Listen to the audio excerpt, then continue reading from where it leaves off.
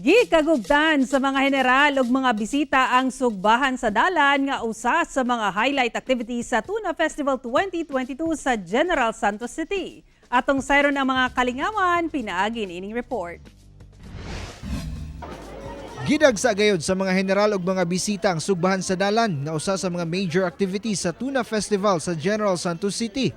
22 ka mga griller ang nakalaray dinhi sa Pioneer Avenue kung asa klase-klaseng mga isda ang gisugba ug syempre ang sikat nga tuna pa nga.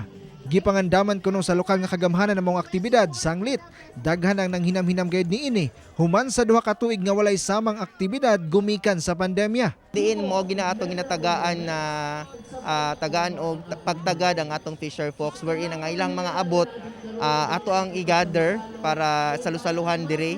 And di ba usually kapag gikan ka sa dagat nanagat ka usually ang automatic magsugba gid ka. Matud nila ang the best tuna pa nga matilawan lang kuno sa General Santos City. Gani daw nahanaw dayon sa usa ka pamilukan lang ang mga sinugbang tuna pa nga. Lami jud kayo sir. As in lami, as in lami.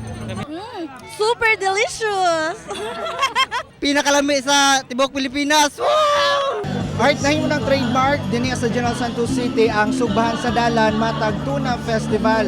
So matud pa nila nga lami kuno kaayo ang panga sa tuna dinhi sa Jansan. So karon ato ni siyang tilawan ug first time pud nato maka-experience sa sugbahan sa dalan. So aron tilawan nato ang tuna panga. Oy.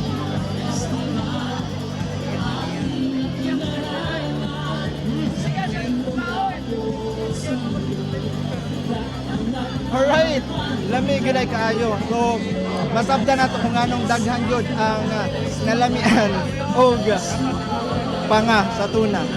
First time na ako nakatry. Si Richie Mundares wala na makatilaw pa sa tuna panga. Gumikan kay nahutdan kini sa kadaghan sa tao nga nag-unhanay og kaon. Wala may kakuwag isda. Nagmalampuson sab ang mga aktibidad nga hugot nga gibantayan sa kapulisan alang sa seguridad sa mga mitambong. Kauban si Bong Vicencio sa kamera. Ako si Jess, Tony Humamil para sa One Mindanao.